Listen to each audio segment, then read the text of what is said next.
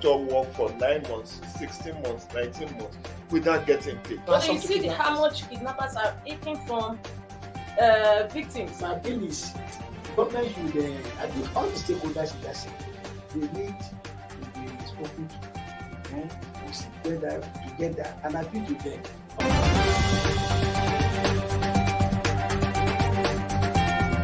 The 3% for the oil producing community is too low. So it is support that is needed. And once you get the support, your airlines will blossom. This is Nigeria. You need to give people sense of belonging.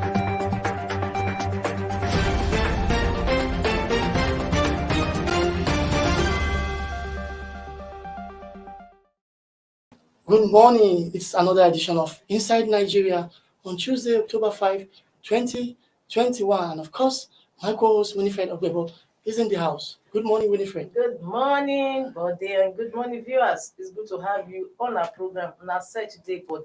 Thank you. You'll be unavoidably absent yesterday, and today I'm back. Yeah, and of course, welcome back.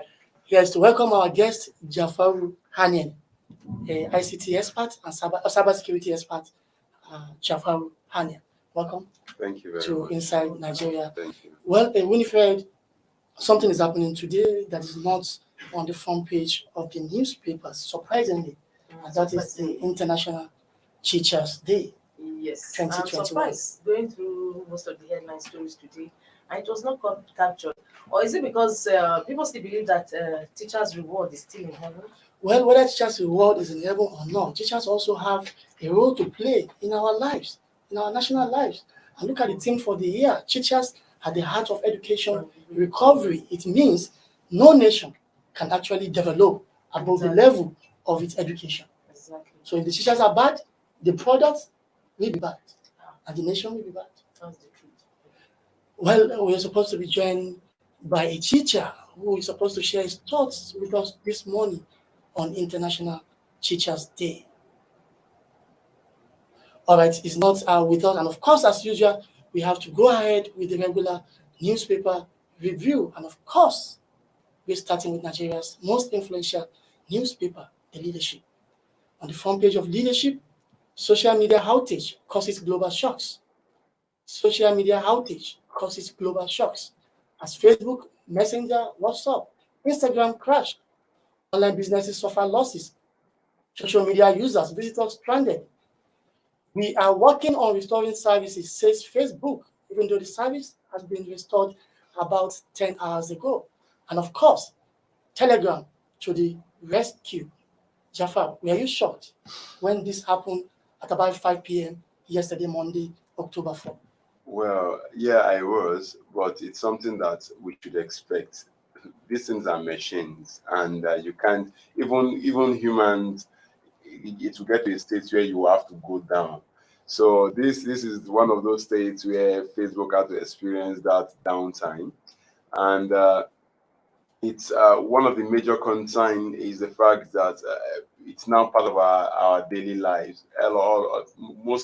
Most of us communicate via WhatsApp, and Facebook tends to hold some very good influential communication platform, all under Facebook, the Facebook itself, the WhatsApp, the Instagram, Oculus, and the like. So they all went down because they were all running on the same platform. Shared infrastructure. Yeah.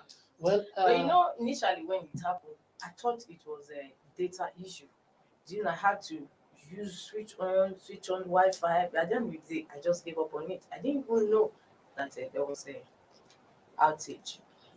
Jafar, you will talk more on this in detail when we read out the news on other front pages. Winifred, Okay. the national economy. We're going over to sister publication, National Economy. For National Economy today, it says Nigeria earns $16.8 billion out of $48 billion annual crude exports. Nigeria earns $16.8 billion out of $48 billion annual crude exports. And on the right, it says as IOCs take 65% of exports proceeds. As IOCs take 65% of exports proceeds. That is the national economy today. Yeah, it's for me. I don't know. It's look disturbing. But I'm just shocked. What happened to the balance then if we take earn only 16 out of 40? 35%. The other international oil companies actually took 65%, while we earn 35% 35%. out of the export 100%. proceed. So it's a question begging for answer because the oil belongs to Nigeria, and we choose to export the oil instead of refining it for Domestic use, yeah. domestic consumption. And even at that, we earned only $16.8 billion out of the $48 billion deal, and the international company taking the larger chunk. At the moment. So I don't know whether our oil is working for us or not, whether we are Working for maximizing others. the oil proceed or not. Well, we need to move to the next newspaper, and that is the Punch. On the front page of Punch this morning, tension rises in Southeast. Military begins operation against killings. Others. Tension rises in Southeast. Military begins operation against killings. Others. The riders, of course. Military police show force. Military police show of force create confusion in Imo. Offices, market, others shot. Army launches exercise Golden Dawn in Anambra against IPOP, cultists, and others. And the last rider on the front page of the Punch this morning is saying Southeast governors, other leaders meet in Enugu today to revive Ebube Agu. Southeast governors, others meet in Enugu today to revive Ebube Agu, which is the regional security outfit of the southeastern parts of Nigeria. Winifred, Yes. I But I get would say saddened. it's about time, because no, the nations has watched too long. If you ask me, too long to watch miscreants, Taking over, taking over, disturbing it started- other innocent remember, Nigerians. it started this puppet, how do you call it, behavior of miscreants started in northeast and northwest, and today it has snowballed into security issues. And I think it's about time really that the federal government moved in to tackle this, to nip it in the bud, because it has gone long enough Yes, before it escalates beyond the region. And exactly. It can snowball out of the place and becomes out of control. But people are naturally blaming IPOP for this violence, and I definitely keep asking myself, definitely. IPOP, even though it's an outlaw organization now, it's an illegal organization, but it's one organization which claims to be fighting for independence for people of Biafra, which is the southeast. Secession So is- why will the same people who claim to be fighting for independence for the people will be killing the same the people? So I same think people there are a lot of questions begging destroying for federal answers. agencies. I mean, So are some people in the darkness actually using IPOP cover to unleash mayhem on the people, or it is actually the IPOP that is doing this? Government need to move in, like you said, get to the root of the matter. The IPOP, as you say, if it were outside that, they would have been able to know who are for them. There are criminals everywhere. There could be people of the southeastern part, but it may not necessarily mean IPOP. But there could be people of the same southeast, but not necessarily IPOP. And that is why enough, as far as exactly. But Abuja is looking that the too aloof. military, the police, they are actually moving in to nip it in the bud, because we cannot continue to watch and let things degenerate to another northeast and northwest issues that we are battling with now. No, I mean, I applaud the military and the police intervention. Yeah, as they move in, I think Yes. there is a need for them to also observe the rules of engagement while dealing with the crisis, so that innocent Nigerians will not suffer unnecessarily. Remember the Operation Python dance at the height of hyper violence, the Operation Python dance by the military in the southeast. A lot of young Igbo persons were said to have been killed extrajudicially, and this is not actually what we want. What we want is for the criminals to be rooted out, because we have seen military operations in other places at the northwest where we are battling with bandits. Well, we have seen bandits being bombarded, but we don't see innocent people being killed by the military. So what is obtainable in the northwest, I think, should be also be transferred to the southeast, so that people will be actually happy and the criminals will be rooted out finally, and peace will be restored. Winifred? Yeah, we pray so. But yes, just like what you said and you pointed out, is quite true. But you know that where police or military actually they are called in to come and tackle security issues. You know, you cannot rule out all these things. I remember Odi, you know what happened in Odi many Yeah, in years ago Bayelsa State. under President Olusegun Obasanjo. We also saw what happened in Zaki Biam. So you cannot actually rule out all these rules, these Violation. extrajudicial killings. It's No. bound to happen. That is why We need most to. times We we need always to. want to guide. We should guide against having a situation Causing whereby the crisis. military and police are calling to tackle peace, because at the end of the day, that's what you get for it, whether Alright. you like it or not. We hope people That's what you concerned get. will listen. Winifred, what's on the front page of Yes. Daily Sun? Daily Sun newspaper. Finally, UK blacklist Nigeria's COVID-19 vaccine certificates. Finally, UK blacklist Nigeria's COVID-19 vaccine certificates.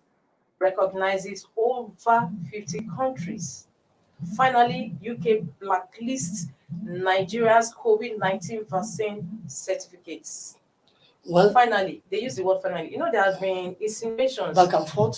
since, and of course with denial and retraction, nothing like that. And then finally, that is why Punch used the word finally. But This is a slight on Nigeria. don't forget that you see the vaccines that were imported, not that they were manufactured here. That's what I'm saying. That is a slight on Nigeria because it means that the UK does not trust our processes, At all. does not trust what we are doing, does not believe in what we are doing. So it means you can be vaccinated in Nigeria, and when you get to UK, you'll be termed, as a threat to public health. Vaccinated. So what is going to happen? Is it that most people are taking two doses already and one dose? So do they get to retake When they go to the UK, vaccines again? well, I think in US already there is a third jab Is it beyond third the jab? normal 2 jab. UK, they call it the booster jab. So because of the veracity of the disease, people are going forward to take another jab to make it 3 to actually safeguard themselves against contracting COVID-19 disease. So I hope authorities concerned in Nigeria will actually do the needful, because this will affect, it will affect our image. Now that UK has done it, it may be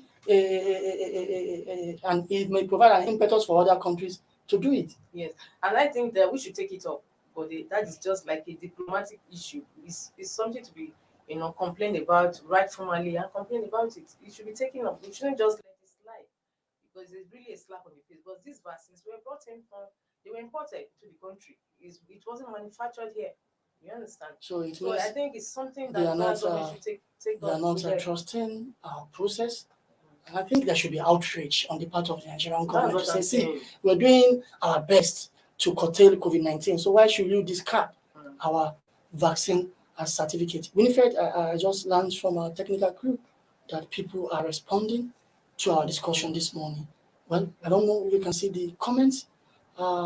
Okay, on the screen. Adebayo Amadu, read the comment from Adebayo Okay, Amadu. we have comment from Adebayo Amodu, and it says, what happened yesterday has shown the impact of social media on the way we do things globally. Over the last decade, it has completely transformed how we connect with the world around us. What started as an informal way of communicating with friends and colleagues has evolved into the most popular way for businesses. That is Adebayo Amodu. And he didn't stop there. He said it's now obvious that the impact of social media on the world is huge. Over the last decade, it has completely transformed how we connect with the world around us. What started as an informal way of communicating with friends and colleagues has evolved into the most popular way for businesses. All right, that was from Adebayo Amadu, one of the people watching us from his house or office. We don't know. Many thanks to you, Adebayo Amadu. Now, Jafar, let's come to you for want of time.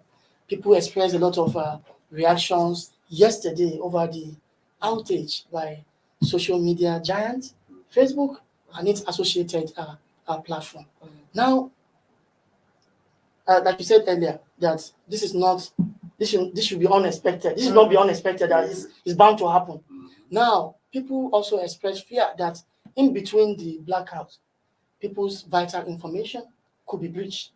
Should we not this fear? Well, The blackout was caused by something that is called a DNS. Now, a DNS is the full meaning of a DNS is domain name system, and it's more of like the phone book, just the way we have phone book on our phones. That's the phone book of the internet. So the DNS, the name, let's say Facebook.com, the DNS is one that has the IP address that translates the name Facebook.com into the IP address that the system recognizes. So the problem was that the name could not be translated into the IP address. So if the name can't be translated into the IP address, so the system would not know which server is actually responsible for providing you feed as regards the Facebook generally websites and other related other of its related platforms. So with that, I don't really think that we should fear for breach. There have been statements, and security experts have said that okay, it's a DNS issue. Though the DNS issue would have come from three different dimensions. It would have been maybe someone in Facebook mistakenly carried out a misconfiguration, or there was an update within Facebook. Then there is also a possibility for an attack on Facebook, and this kind of attack is called DOS, denial of service.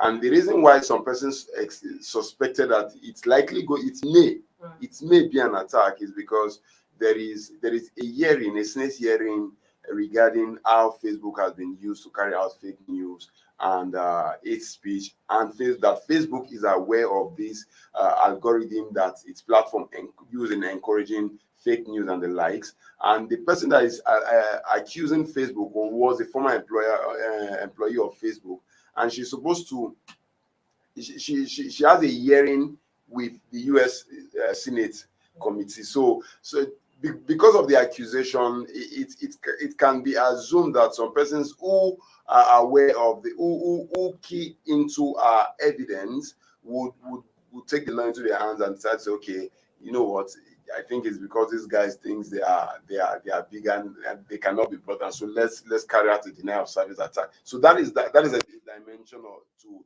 the whole outage. Yes. So then there is as earlier mentioned, there is the misconfiguration that would have come from whatsoever place. Maybe someone inside Facebook decide to misconfigure something that ensures that the IP could not resolve to the domain could not resolve to the IP. Then, before yesterday, many people, it's apparent they were not conscious of other multi-messaging platforms like Telegram and Viber. Just because of what happened to Facebook, WhatsApp, and Instagram, they quickly switched to those platforms. So will you say it is good to actually diversify? Let me use that word, diversify. It's or definitely concentrate. You would always advocate for you not to put all your eggs in one basket. Exactly. So WhatsApp it's good, but every of this platform have their own advantage and disadvantage. Like for WhatsApp, they talk about end-to-end encryption. They talk about high availability rates and the likes. For Telegram, you can create thousands of persons can be in a group in Telegram, compared to WhatsApp that has a limit of 500 and 250. Even more advantages. Yeah, so there are, each of them has their own advantage and disadvantage. So you weigh it, like you get more attack on Telegram than on WhatsApp. Okay. You get like account takeover hardly happens on Telegram, but it happens on WhatsApp. Now for Telegram, they have what's called robots that run on Telegram, and they can begin to post all sorts of things. They automatically join themselves into different groups that are available and begin to post some things that are not necessary. So it will not require you to go beyond just having a Telegram account to you having a security application or a security boot or a security robot that begins to filter all those malware and all those robot users that are on Telegram. So you have to weigh both options and look at the one that actually befits what you're doing. If not, if you can get that, and if you think that one has more competitive advantage over the other from your own perspective, you go for it. But it's personally, it's just good that you have both of them, so that those that, if you can't reach those that are on WhatsApp, you can reach those that are on Telegram. Okay, I just want to find out, is there, in your view, is there any way they can guard against what happened yesterday, talking about Facebook? It's human error. It's human. If we were to look at it from the dimension of it being a misconfiguration, it's human error, and we are not perfect. That's the truth. We work towards perfection, but we are not perfect. So once in a while, we should.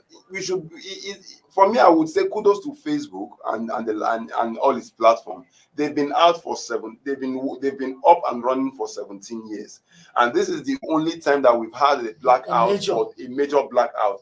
Other times have been few minutes, it's back and all that. So it's a good one. If for 17 years and someone has a blackout for just a couple of hours in 17 years, then I think it's a good one. It's a good one. They are machines, and we should expect that, yeah, once in a while machines will fail, even though research and innovation drives us to a state where machine becomes reliable, and even more reliable than humans. All right, many thanks to you, Haniel Jafaru, ICT and cyber security expert, for creating time to join us on Inside Nigeria at the Leadership Podcast Studio. All right, we hope to see more of you. Well, viewers, we need to go on a short break. When we come back, we'll be joined by Taiwo Hassan Adebayo, investigative journalist at the Premium Times, to discuss Pandora Papers, implication for anti-corruption war in Nigeria. We'll be right back.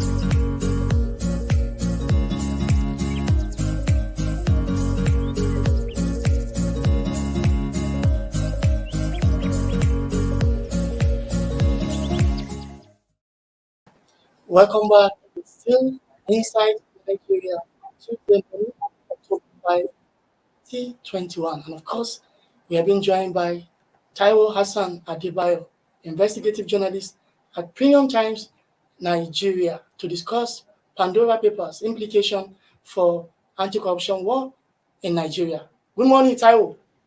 Yeah, thank you very much. Good morning. Good morning. Good to have you on our program today. Yeah, I'm happy to join you. Thank you very much, Taiwo. Your media organization, Premium Times, is part of the a world consortium of journalists who actually dug up what is called Pandora Papers. We have seen Panama Papers, Paradise Papers, and now it's Pandora's Papers. I don't know whether Pandora Papers actually amount to Pandora's box. Yeah, from what we have seen, the news across the world, I think it is sort of a Pandora box, revealing previously hidden secrets of the powerful and the rich across the world, and of course, including Nigeria. Okay.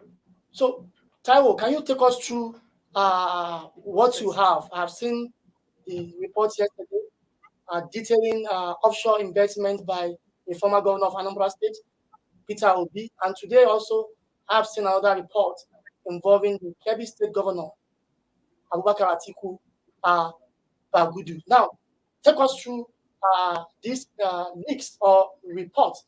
I was told it's about 11 million documents, which was actually leaked through by journalists for about 2 years before the revelation in the last 2 days. So take us through what we have concerning Yeah, Nigeria. yeah, thank you.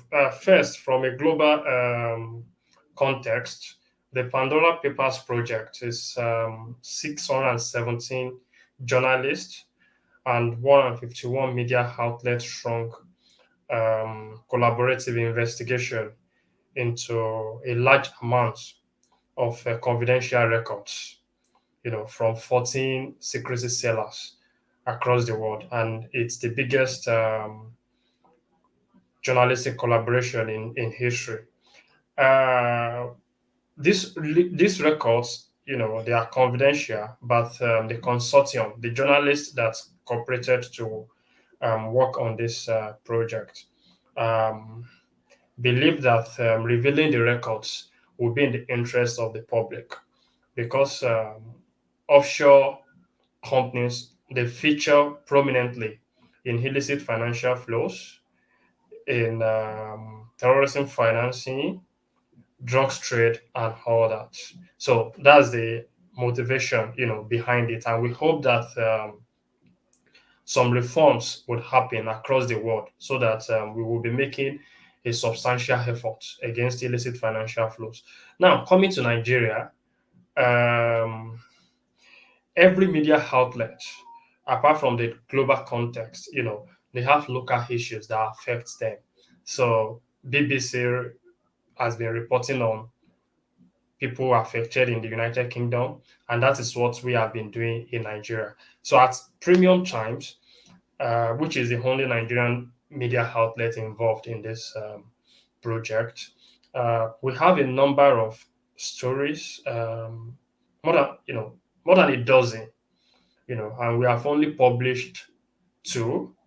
One on the former governor of Anambra State, Dr. Peter Obi, and this morning on the governor of Kebbi State, Alhaji Atiku Abubakar. So on Peter Obi, summarily, our report says that Nigeria has got clear rules about owning assets as a public servant, about operation of foreign account as a public servant, about declaration of assets as a public servant, assets owned anywhere, whether in Nigeria or offshore. You have a duty, by law, you are obligated to declare these assets, But we found that Dr. Peter Obi breached these terms of the law, and that was our issue with him, that you didn't do this, And we met him, we had in-person interview with him, in fact, in our office, and he didn't deny. He admitted to doing um, all these things in contravention of the law. And in 2017, there was an opportunity, there was a window for many of these public servants to declare the assets they previously did not disclose, and get immunity from prosecution or investigation or something.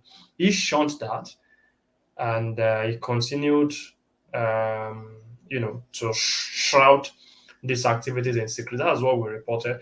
In the case of Governor Bagudu, his link with the Abacha plundering machine, has always been known, but the public knowledge of it is only vague. So what we have done is to empirically put fact out there that this is how the funds were stolen, and this is how Governor Bagudu, before he became a governor, before he became a senator, this is how he structured secrecy to hide this stolen money. And even as we speak now, he's still involved in cases abroad, struggling to keep the remaining parts of the loot. So basically, these are the summaries of the two stories we have done. Let me know if you want me to speak on any other specific issue. Thank you so much, Taiwo. Now I want to find out what is the implication for the anti-corruption fight in Nigeria, given Ah, this revolution. yeah, thank you very much. As a media outlet, that prioritizes investigation, the key thing that we want to do is to dig and give the public, the citizens and the authorities, the kind of information they need to hold people to account, to demand accountability. In other words, why people always suspect that certain people have breached the law, you know, and oh, we don't have any evidence against them, and all that. Now we are telling the public, Nigerians, and the authorities like CCB, EFCC, this anti-graft agency that okay, we have got this evidence and we're putting out there in public interest. So they now have the kind of information they require to ensure that the country's law is protected. So, to create kind of deterrence for others, you know. And another dimension is that the Buhari government, which has touted itself as being very serious about anti-corruption campaign, now has a burden, you know, to use this information. You cannot just ignore them. We have seen responses from countries around the world, and we are being watched. Your officials or former officials, senior politicians cannot be involved in issues of a clear breach of the law, issues of corruption and all that. And whereas we have anti-graft agencies, and they will continue to look on. So I think it's going to be a basis, to hold the authorities to account, who in turn also have a responsibility to hold those involved to account. Thank you so Yeah, much. Taiwo, talking about a government responsibility to hold people to account. If you look at reports this morning, there are already leading civil rights organization, civil society organization blaming the federal government about this scenario, saying corruption is deeply rooted in Nigeria. So will you want to link this to the inability of government, whether successive governments and current government, their inability to effectively fight corruption? Yes, absolutely.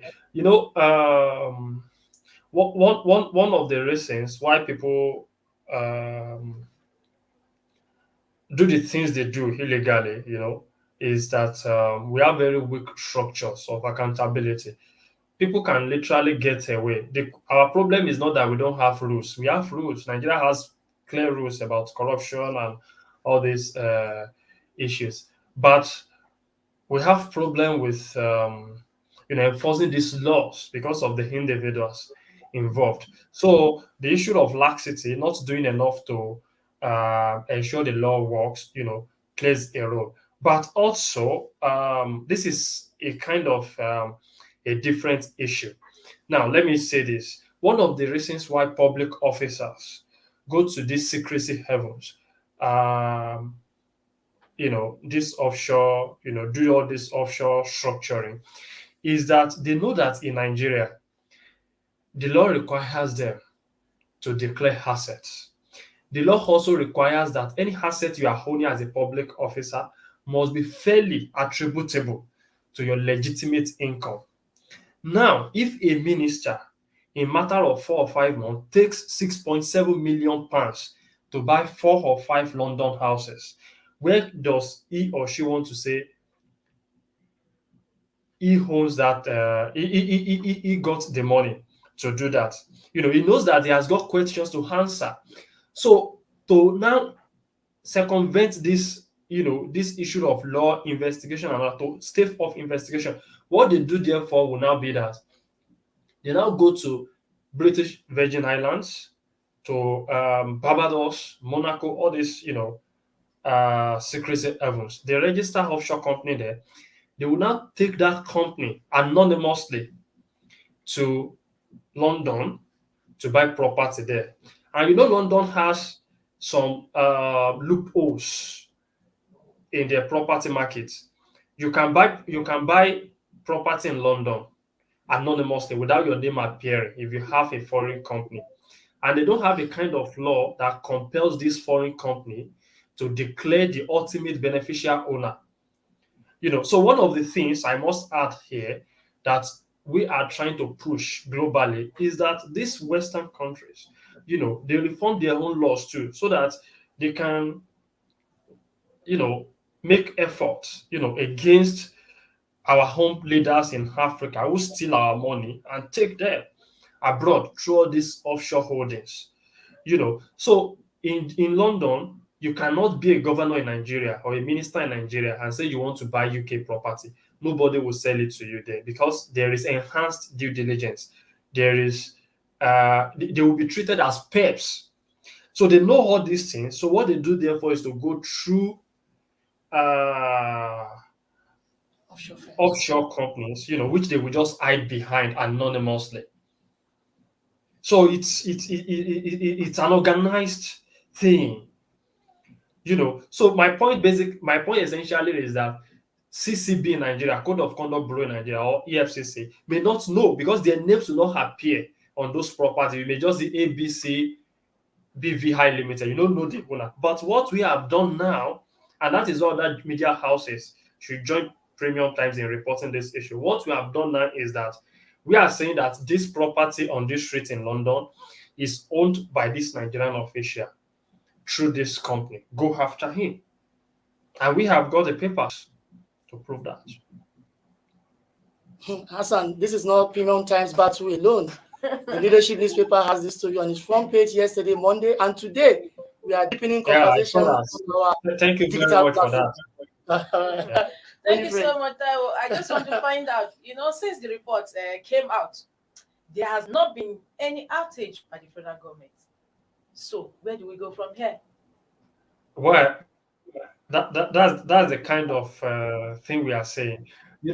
Government generally, governments has little or no incentive, to act responsibly.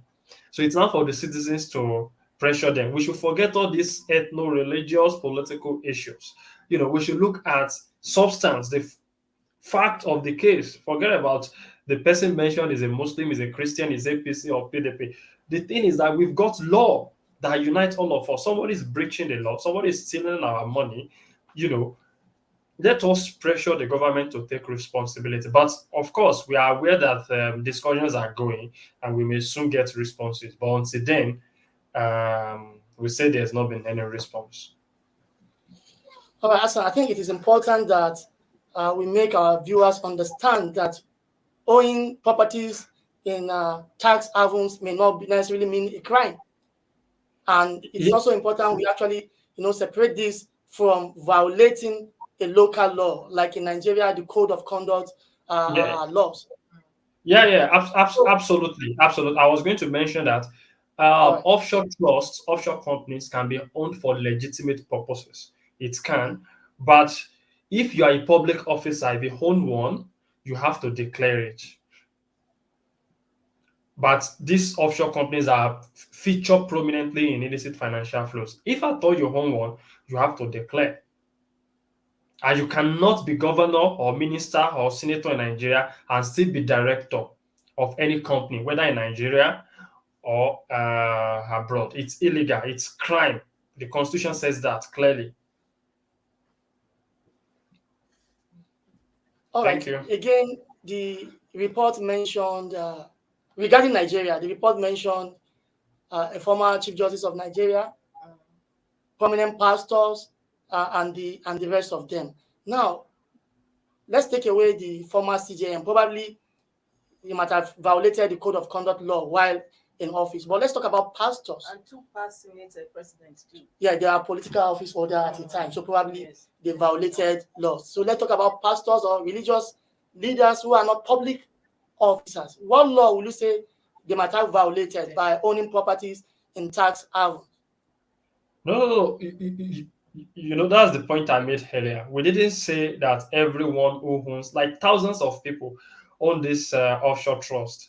Exactly. We didn't say they violate any law. Exactly. But we also believe that it's in the interest of the public that people who own this offshore company, especially those in the public space, people know them.